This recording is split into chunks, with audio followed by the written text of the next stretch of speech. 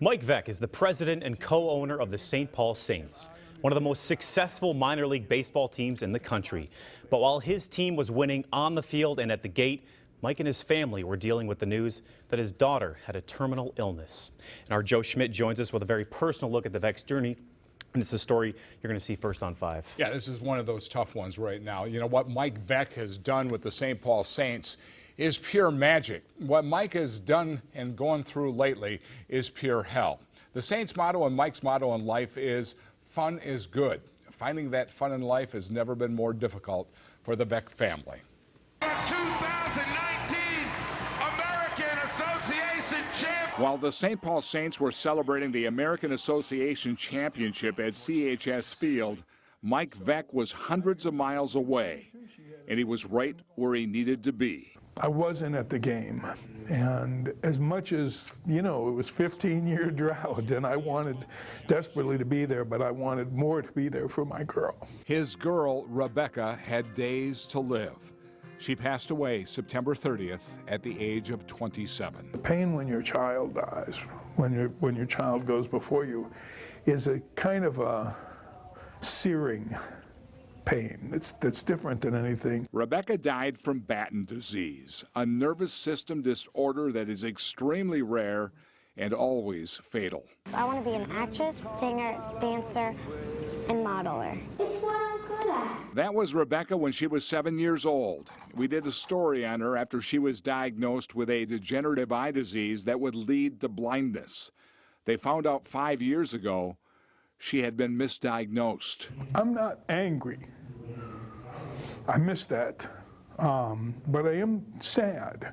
And the thing that I'm very hopeful that she'll be like my father. That's what I believe she'll be, is that you never hear a sad Bill Veeck story. I mean, if you say to somebody, tell me your best Bill Veeck story, and they were very similar. And while they never met, he would have loved her. Mike's father, Rebecca's grandfather, was the legendary baseball franchise owner and promoter Bill Veeck. Before Rebecca lost her eyesight completely, the Veecks took her to the Baseball Hall of Fame in Cooperstown so she could see where her grandfather is enshrined.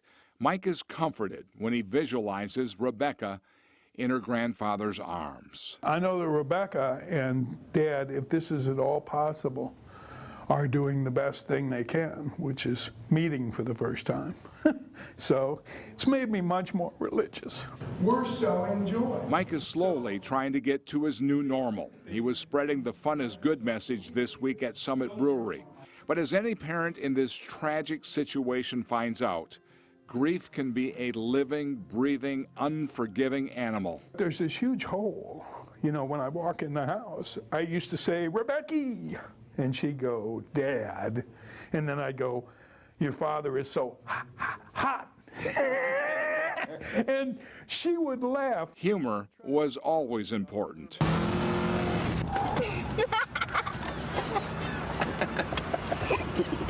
That's probably not the best parenting. Like when Mike let Rebecca drive a car in a huge parking lot because he knew she would not be able to do it when she was blind. Without humor, we would not have survived as a family.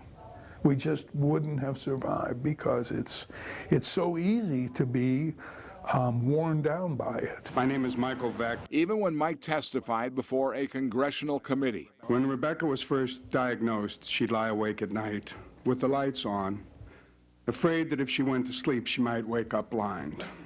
And as a parent, I'm sure you can imagine the helplessness you feel in not being able to calm those kind of fears in your daughter. Even at this emotional moment, Rebecca made Mike laugh. I mean, when we testified, when you and I were in Washington, and my voice cracked when I was reading that prepared statement, and she goes, "You don't cry, Dad."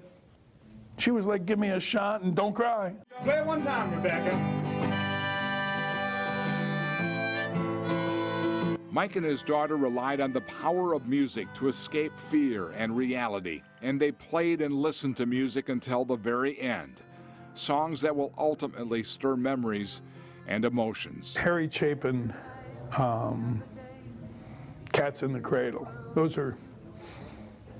will be tough. And the cat's in the cradle and the silver spoon. A song they used to sing together.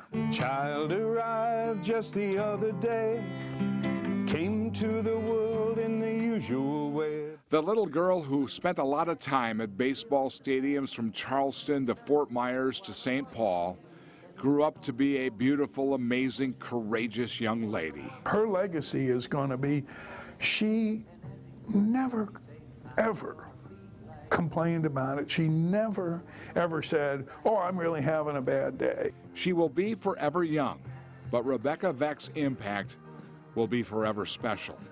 Through the pain, there is sunlight and a lesson forever. Why we need to be graceful accepting help, why we need to be graceful asking for help, and most importantly, why we should be graceful extending.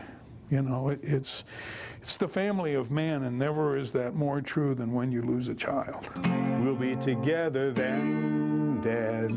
Gonna have a good time then.